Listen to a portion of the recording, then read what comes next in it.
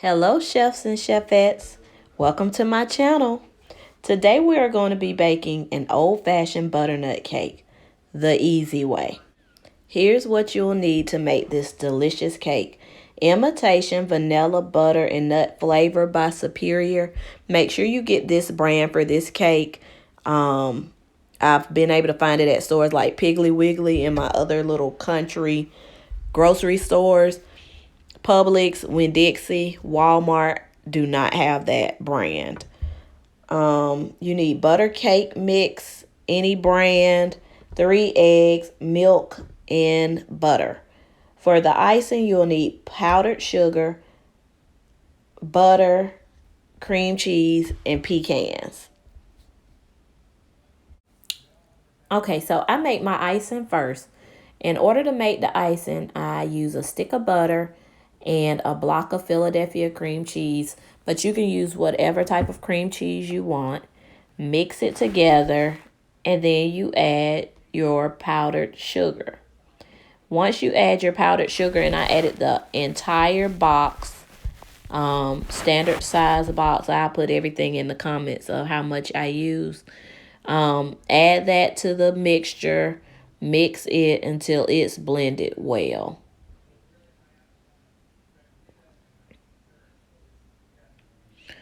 Once you think it's blended well enough, you will add your 2 tablespoons of Superior imitation vanilla butter and nut flavor to your mixture. And once you add that to your mixture, mix it up a little, and it gives it this nice, bright, sun-looking color.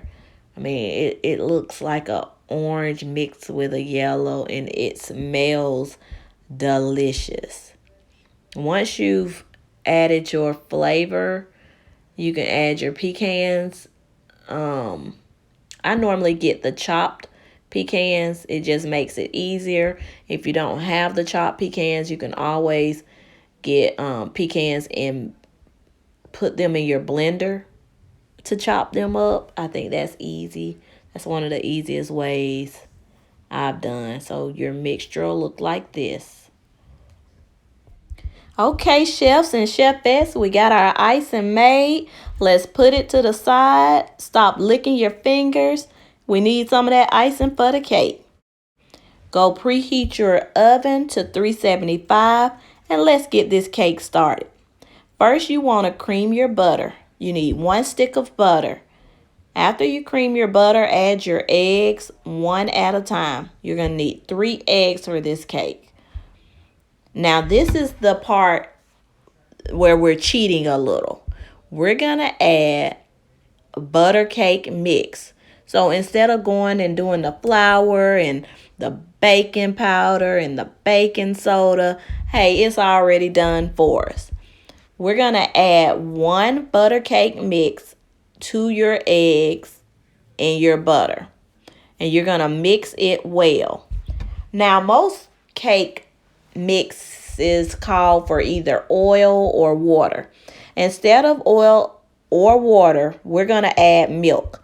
3/4 cups of milk for this cake.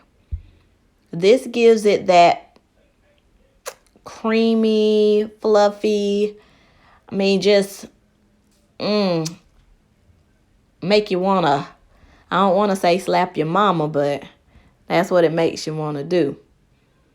Now, after you have mixed your mix or your cake mix, your cake batter, add 2 more tablespoons of imitation vanilla butter and nut flavoring and mix it in well. Now, once I mix my batter, I take my bowl and I start making sure that everything has incorporated well within the mix. I try to look at the sides to make sure everything has mixed well.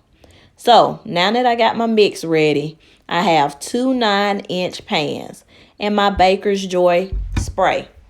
I'm going to spray the Baker's Joy spray. It's a shortcut that I use. Normally we would oil the pan and flour the pan. This already has it done for you.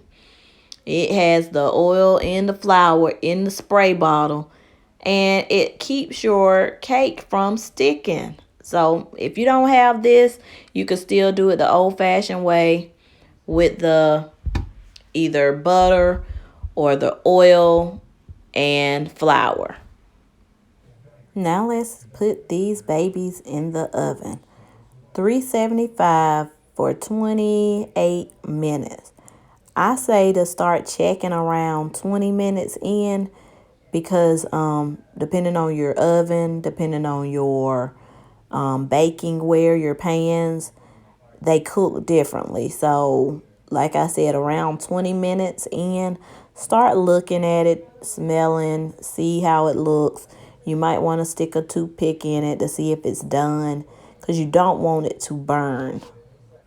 Okay, so here's my finished product. Well, not my finished product. This is the cake after I've taken them out the oven. You want to put them on a cooling rack. I don't have a cooling rack. So I put it on parchment paper or newspaper to let it cool. After you let it cool, if you need to level it out some, you can level it out some so that you'll be ready to ice your cake. Now let's ice the cake, baby. Okay, so you want to spread your buttercream icing all over this baby.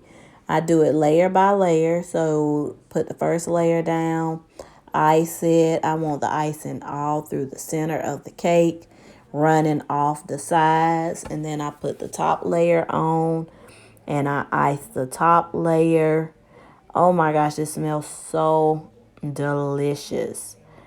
This is one of my favorite cakes, and as my grandmother would always tell me, try the recipe first.